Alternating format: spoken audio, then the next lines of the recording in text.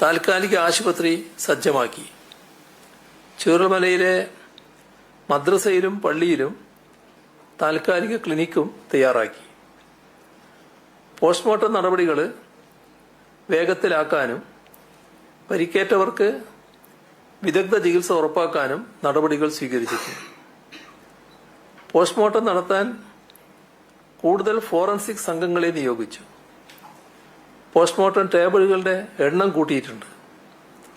ഇന്നലെ രാത്രിയിലും പോസ്റ്റ്മോർട്ടം നടത്തിയിരുന്നു. രാവിലെ കിട്ടിയ മൃതദേഹങ്ങളും പോസ്റ്റ്മോർട്ടം നടത്തി.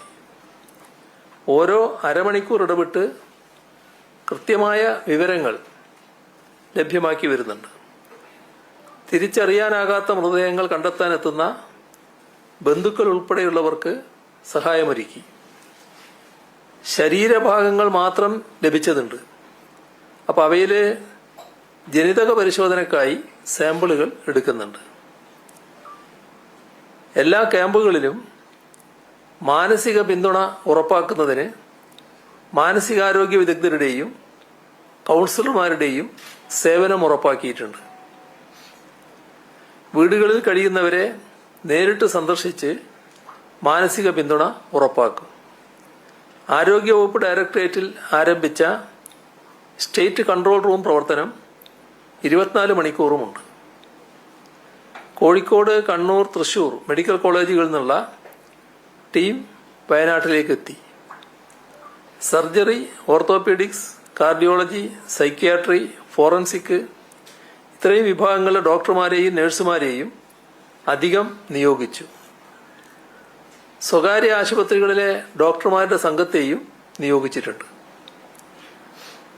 രക്ഷപ്പെട്ടു വരുന്നവർക്ക് അടിയന്തരമായി വൈദ്യസഹായം ലഭ്യമാക്കാൻ ചൂരൽമലയിലെ കൺട്രോൾ റൂം കേന്ദ്രീകരിച്ച് ഓക്സിജൻ ആംബുലൻസ് ഉൾപ്പെടെ മെഡിക്കൽ പോയിന്റ് സൗകര്യമൊരുക്കാൻ തീരുമാനിച്ചിട്ടുണ്ട്. ഇവിടെ കാര്യങ്ങൾ ഏകോപിപ്പിക്കാൻ മുതിർന്ന ഉദ്യോഗസ്ഥനെ നിയമിക്കുന്നതാണ്. ആവശ്യത്തിന് ഡോക്ടർമാരെയും മറ്റാരോഗ്യ പ്രവർത്തകരെയും നിയോഗിക്കും. കോഴിക്കോട്, തലശ്ശേരി ഉൾപ്പെടെ 4 സഹകരണ ആശുപത്രികളിൽ നിന്നുള്ള ഡോക്ടർമാരുടെ സംഘം വരാൻ തയ്യാറായിട്ടുണ്ട്. കുടുങ്ങിക്കിടക്കുന്നവരെ രക്ഷപ്പെടുത്തി പാലത്തിലൂടെ കൊണ്ടുവരുന്ന പോയിന്റിൽ വെള്ളം വിതരണം ചെയ്യാൻ സജ്ജീകരണം ഏർപ്പെടുത്തി. ഇവിടെയും ആരോഗ്യ ടീമിനെ നിയോഗിക്കും.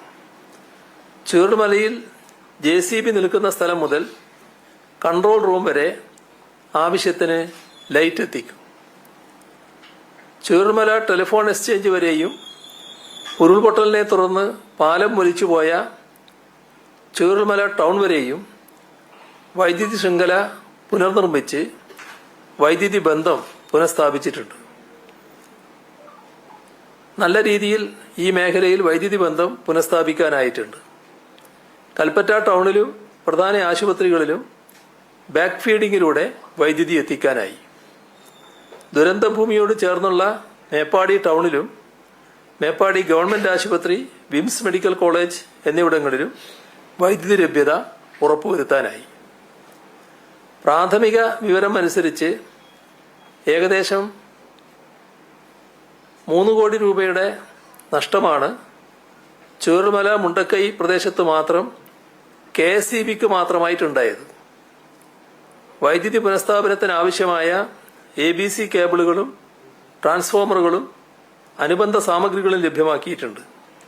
ആവശ്യം വേണ്ട തൊഴിലാളികളെയും ജീവനക്കാരെയും നിയോഗിച്ചിട്ടുണ്ട്. ഒറ്റപ്പെട്ടുപോയ മുണ്ടക്കൈയിലേക്ക് ചൂരൽമലയിൽ നിന്നും താൽക്കാലിക പാലം നിർമ്മിക്കുന്നതിനാവശ്യമായ സാധനങ്ങളുമായി വ്യോമസേനയുടെ പ്രത്യേക വിമാനം കണ്ണൂർ അന്താരാഷ്ട്ര വിമാനത്താവളത്തിലെത്തി. വ്യോമസേനയുടെ 2ാമത്തെ വിമാനമാണ് ഇന്നെത്തിയത്. മോട്ടോർ വാഹന വകുപ്പിന്റെ നേതൃത്വത്തിൽ 17 ട്രക്കുകളിലായി ഇവ ചൂരൽമലയിലെത്തിക്കും.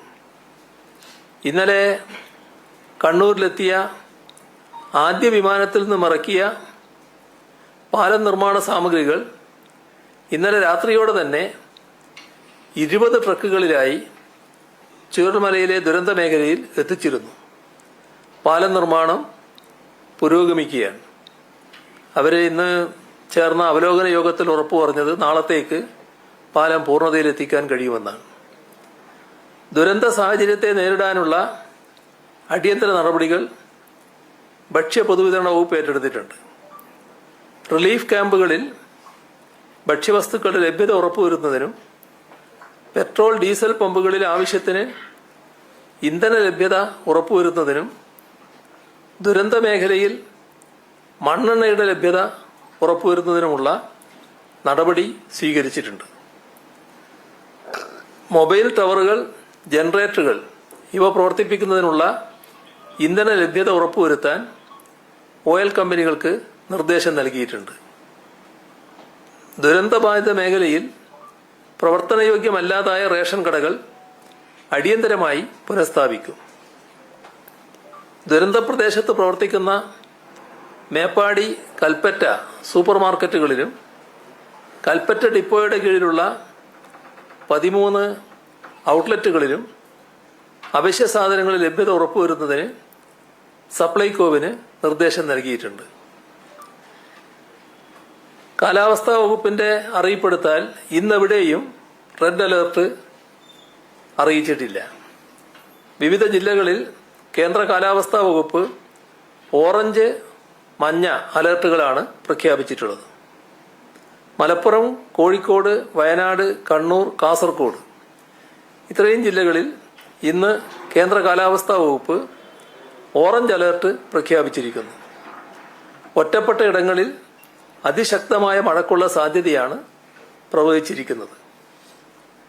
24 മണിക്കൂറിൽ അതിശക്തമായ മഴ ഉണ്ടാകും എന്നാണ് കാലാവസ്ഥാ വകുപ്പ് അറിയിച്ചിരിക്കുന്നത്. പത്തനംതിട്ട, ആലപ്പുഴ, കോട്ടയം, ഇടുക്കി, എറണാകുളം, തൃശൂർ, പാലക്കാട് ഇത്രയും ജില്ലകളിൽ ഇന്നും, മലപ്പുറം, കോഴിക്കോട്, വയനാട്, കണ്ണൂർ, കാസർഗോഡ് ജില്ലകളിൽ നാളെയും, കോഴിക്കോട്, വയനാട്, കണ്ണൂർ, കാസർഗോഡ് എന്നീ ജില്ലകളിൽ മറ്റന്നാളും കേന്ദ്ര കാലാവസ്ഥാ വകുപ്പ് മഞ്ഞ അലേർട്ട് പ്രഖ്യാപിച്ചിരിക്കുന്നു. ഒറ്റപ്പെട്ട ശക്തമായ മഴയ്ക്കുള്ള സാധ്യതയാണ് പ്രവചിച്ചിരിക്കുന്നത്. അതിതീവ്ര മഴ അപകടങ്ങൾ സൃഷ്ടിക്കും. കുറഞ്ഞ സമയം കൊണ്ട് വലിയ മഴയുണ്ടാകുന്ന രീതിയാണ് പ്രതീക്ഷിക്കുന്നത്. അത് മലവെള്ളപ്പാച്ചിലും മിന്നൽ പ്രളയങ്ങളും സൃഷ്ടിച്ചേക്കാം. നഗരപ്രദേശങ്ങളിലും പൊതുവെ താഴ്ന്ന പ്രദേശങ്ങളിലും വെള്ളക്കെട്ട് രൂപപ്പെടാനും സാധ്യതയുണ്ട്. മഴ തുടരുന്ന സാഹചര്യം മണ്ണിടിച്ചിലും ഉരുൾപൊട്ടലും സൃഷ്ടിച്ചേക്കാം.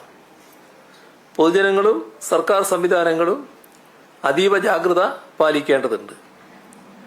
കഴിഞ്ഞ ദിവസം സൂചിപ്പിച്ചതുപോലെ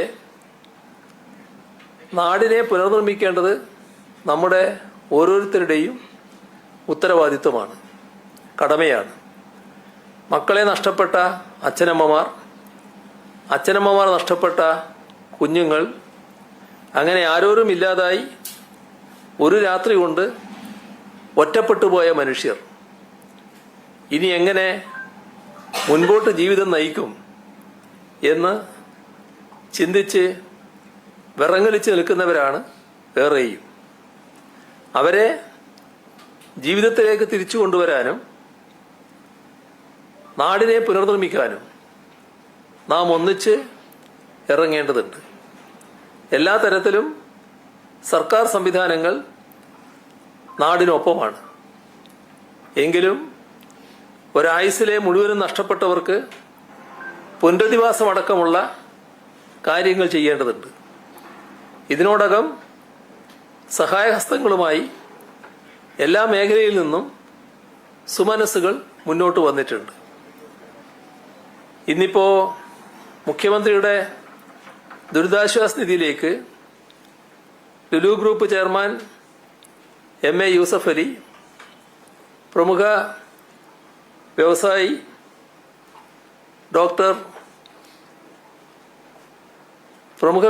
രവിപിള്ള, കല്യാൺ ജ്വല്ലേഴ്സ് ഉടമ കല്യാൺ രാമൻ ഇവരെല്ലാം 5 കോടി രൂപ വീതം ധനസഹായം പ്രഖ്യാപിച്ചിട്ടുണ്ട്. വിഴിഞ്ഞം പോർട്ട് അദാനി ഗ്രൂപ്പും 5 കോടി രൂപ സഹായ വാഗ്ദാനം നൽകിയിട്ടുണ്ട്. നോർക്ക ഡയറക്ടർമാരിലൊരാളായ ജയകൃഷ്ണ മേനോൻ 1 കോടി രൂപയും വാഗ്ദാനം ചെയ്തിട്ടുണ്ട്. കൂടാതെ KSFE 5 കോടി രൂപയും കനറ ബാങ്ക് 1 കോടി രൂപയും KMML